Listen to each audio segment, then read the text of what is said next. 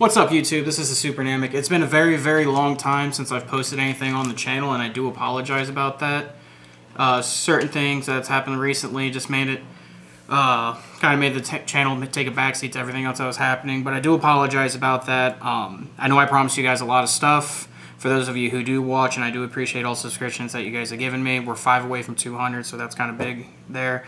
But, enough about that. Into the deck profile, as you can see, this is my Shaddoll deck profile. This is what I've been playing competitively. I chose to take this to a couple big events lately for a couple reasons. One, it's most similar to Mermail, which was a deck that I first really got playing competitively when I got back into Yu-Gi-Oh! So this is a deck I'm most comfortable with during the current format. And in terms of capability, this deck has the highest ceiling for potential and for good play. However, to counteract that, it does also have the biggest ceiling to be very bad, because if you don't open the fusion, the deck kind of sucks. But every deck has its problem. But into the deck profile, I'll show you guys what I've been playing. So for the monsters, we play 3 Squamata. Squamata's the best one. He can be anything in your deck that has Shaddoll in its name, and it's your out to Unicorn, which this deck honestly hates Unicorn. Hates playing Necroz, but hey, who doesn't play 8 Necroz, right? We play 2 Beast, 3 Clogs, but it is very important for the mirror match, because you do not want your opponent to fuse for free, and drawing cards is always good. You have your 2 Falconius. We were playing 3 for a little bit. However, with the change in the format, 3 Falco I don't think is necessary. I think 2 is just fine. But it is very good against the Necroz matchup because it puts a lot of monsters on board they have a hard time to deal with. However, you ult to multiples, it does kind of suck. I do play 2 Hedgehog. I was only playing 1 there for a little bit. However, I noticed, like I said, if the deck doesn't open a fusion, it sucks. And I don't really want to play the Warriors because I don't think the Warriors have enough. I mean, the Warriors, the theory of having the poly is good. However, you have to quit playing Mathematician, which is a gateway to your entire deck. So I feel like that's the correct way to play it. But other than that, if you don't open Fusion and you open Hedgehog, you're still opening slow, but it gives you a way to get to a Fusion. And then I play the 1 Dragon. I honestly thought about playing 2 and cutting the Hedgehog down to 1, because people say this card is bad, which they're not wrong. This card is bad. However, it's relevant in the terms that it's a 1900 beater, which is kind of hard for a lot of decks to deal with turn 1. Also, it's level 4. That goes with the Clown Engine. So I don't know, those are the dolls. I only play 10. For the Performages, I play 3 Damage Juggler. It is the best one.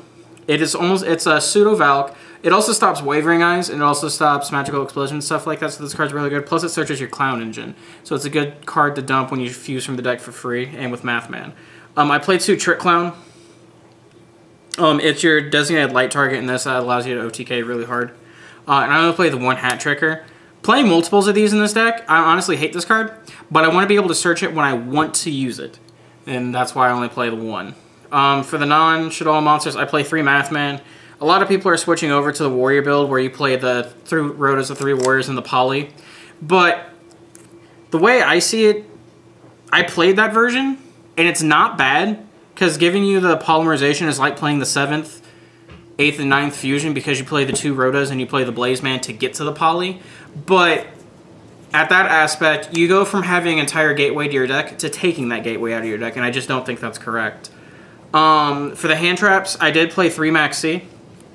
In terms of the meta, Norden is the best card, and it's also the most susceptible to Max C. So usually when Norden plays, you're at least going to draw 2 off of it, netting you a +1. Sometimes you draw 3, so you hit a +3. The only other hand trap I play 1 Veiler.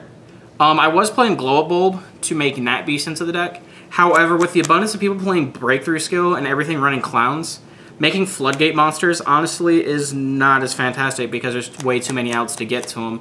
Whereas I'd rather just have the 1 hand trap that stops monster effects. Although, I don't think Veiler was the best choice just because essentially it's a -1 for you. And to be perfectly honest, hoping said it best, I want to give myself a card rather than take one away from you. But in this case, it's taking 1 away from me. And then the last monster I play is BLS, because it's BLS. For the spells, I maxed out the fusions. I play 3 Shaddoll Fusion, and I play 3 L Fusion. L Fusion is infinitely better than Shaddoll Fusion. However, Shaddoll Fusion what keeps you into your Burning Abyss matchup. And the deck's really, really bad if you don't open a fusion. So that's why I max them out. And then I also play 3 copies of Instant Ramen, or Instant Fusion, which essentially this card serves two purposes in the deck. One, it gets you to your Norden, which allows you to make a lot of plays. Also, vice versa, this card is also, think of it as your 11th, 12th, and 13th Shaddoll monster that you need. Because you can open a fusion all day you want, but if you don't open the fusion materials as well, the deck's really bad. And sometimes that happens. If you draw this, you have your Shaddoll monster because it gets you to your window. And then I play two 1-ofs in the deck, Foolish Burial and Raigeki. These are the two best 1-of spells, so that's why they're in there. And then onto the traps, I only played 5, but I played the ones I thought were the best. I played 2 copies of Breakthrough Skill. Floodgate monsters are terrible. That's just how it's going to be. Being Trished is awful. Just all sorts of stuff. So you want a card that can stop Trish during your opponent's turn, and then during your turn you can banish it to negate their unicorn so you can go off. Also, it stops a lot of cards like your opponent's constructs, destroying your constructs. It does stop Virgil. Virgil's a pain in the ass. I mean, this card's overall good. The only matchup I don't like this in, I don't like it in the Cyframe matchup, getting 1, but games 2 and 3 is where it's really good. And then I honestly hate this card against Klee because it does absolutely nothing. And then I play a series of 3 1-of traps. I play 1 core. This is your 14th Shaddoll monster, and it also gives you a lot of potential for OTK plays. And then I play the 2 best 1-of traps, I think anyway, are Torrential and Vanities. This locks your opponent out of the game. This punishes your opponent for overextending. That's the main deck. It's 40 cards like all my decks usually are. On to the extra deck. We play 3 copies of El Shaddoll Construct. It is the best fusion, and it's your engine starter, it's your OTK pusher, and it gets through all your opponent's monsters. There are some matchups that this card's lackluster, but I still feel like it's good enough that you need to play 3. And then I play 3 1-of Shaddolls. I play 1 Anointilus, 1 Shikanaga, and 1 Winda. I cut Winda down to 1 because honestly, it's not that great. It's really good in the Burning Abyss matchup, but that's the only place in the Satellarknight matchup. However, I rarely see Burning Abyss, and this is my experience. This could be completely subjective to anyone else, but I rarely see Burning Abyss. And Satellarknights, you have a naturally good matchup against them anyway because you're fusing for free most of the time. Shikanaga, honestly, I feel like is the best one, but you have to make room in your extra deck for all the other stuff you're playing because you're playing an XYZ engine, you're playing Nordens. So I cut this down to 1. There's been very few times I wanted the second one, but if I were to put any of these up to 2, I would put Shikanaga above all else to 2. And I do play 1 Anointilus. I honestly hate playing this card, but it's a Floodgate monster against Necroz, and that has to be noted. It is outed very easily by the Clowns and Breakthrough Skill, but like I said, it's so good against the deck that you honestly have to play it. And the other 2 fusions I play is 2 Norden. This card's ridiculous and honestly should be banned, but hey, as long as we can play it, we're going to, right? It gives you instant access to your rank 4s, and it's a really good comeback card. I play 1 Synchro in the form of Trish. Out of all the cards that I could play, I thought this was the best Synchro. I do have Ascension Sky Dragon, and I did contemplate playing that as the Towers out, but a lot of people aren't playing the Towers Turbo variant anymore, so I decided to play Trish because it overall is the best Synchro that you can play, and making 9 into the deck is really easy. And that's it for the Synchros. For the XYZs, I play 6. I play 1 Trapeze Magician. This card's ridiculous. I don't know why this was printed as a basic rare, but it's phenomenal. I do play 1 Karen Gorgon. The theory behind this is it's a makeable out to Unicorn. Game 1 against Necroz. Games 2 and 3, it protects the floodgates that you side in, which is really good. Plus the 2450 is a very, very awkward number to get over.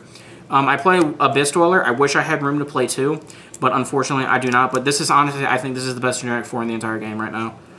I do play the 1 Diamond Crab King. It serves 2 purposes. You can either out towers with it, or if you have the ability to make it, you can Trapeze Magician Diamond Crab King for game, and that's 8,500 damage, which is a little bit better than the Construct play, where it's 8,100 damage. The only advantage of the Construct play is if they stop your OTK, you have a way to get a fusion back. 1 Castel, it's a very good generic rank 4, and then I play 1 Exiton Knight because it nukes the entire board. And that's it for the extra deck. On to the side deck. Notable thing, there's only 14 cards in it because when I got to the regional, I couldn't remember if I listed the second Shaddoll Dragon in my extra deck. So instead of risking it, I just went ahead and took it out. In that case, if I did get deck checked, I did have a way of putting it back in. And I didn't want to get accused of cheating. So I played 3 Retaliating Sea in the side deck. This card alone is the reason why I think I'm probably not going to play this deck at another big event. Just because the event I just recently went to, I had this resolved on me 8 times, and it was not fun whatsoever. But then again, when I resolve this against people, I usually win because it's more or less Macrocosmos, and Shaddolls can't play under Macrocosmosis, so that's very key in the mirror. I did play 2 Archfiend Eccentric. This is an interesting card that I actually play. I can see why it warrants the price, because it can be either an Exiled Force, which deals with your opponent's Floodgate monster, or it could be a MST, which deal with your opponent's Spell or Trap Floodgate. So it has a lot of versatility, and when Magic Specters come out, the deck's going to be ridiculous. I do play 2 Puppet Plant. It's really good in the mirror match. It's also really good against Necroz and Burning Abyss, because instead of destroying or having to deal with their Floodgate monster, you can just take it and use it for your own OTK. And then I do side the second copy of Valor, because this is really good against Necroz, especially when they try to Trish you. Unless they side in Dance Princess, then you kind of look like an idiot, but hey, that's the risk we all take. I only play 2 copies of MST, because when you think about it in the meta, more Floodgates are coming in the form of monsters than they are spell and traps. And I'm also playing the 2 Archfiend Eccentric, which double purposes. So I felt like 2 was the correct number of MST to play. But in terms of it, it's always subject to change. But for the event, that's what I thought was best. And then for the Floodgates, I play 2 copies of Mistake. It makes it almost impossible for Necroz to play under this card. A lot of people ask me why I didn't play Mistaken Arrest. I'm like, Mistaken Arrest is a very good card. I wish I could play it. But in terms of versatility for this particular deck, this card overall is just better than Mistaken Arrest. Now, if I was playing Burning Abyss, I'd play Mistaken Arrest because it's a chainable spell card that frees up my back row. But that's for a different story. And then I play 2 Imperial Ironwall. My Rit Beast matchup and my Infernoid matchup is absolutely terrible. This card makes it better. If I had to think about it again, I would probably take the copy of Shaddoll Dragon out of the extra deck, the side deck, and then play the 3rd copy of it, but I didn't end up playing any Inferno and Ritual Beast at the event, so in all honesty, it didn't really matter. And that was my deck profile, guys. So always remember to like, comment, and subscribe. And then a couple shout-outs to a couple of the people that I play with. Congratulations to Bobby Nieheiser and Justin Henkel for their recent tops. This is Justin's 2nd top 32, and this is Bobby's 1st top 32 for this regional season. Congratulations to you guys.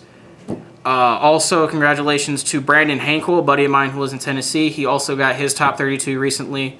Other notable things, if you like the material you see on here and you like to keep up to date with what I'm playing or up to date with what everyone in our group is playing, we do get on DN a lot as of lately. We'll be on for hours and hours on end, it seems like most of the time. So I will leave my DN username in the description below. So if you guys like to follow and watch, you're more than welcome to. Feel free to PM me.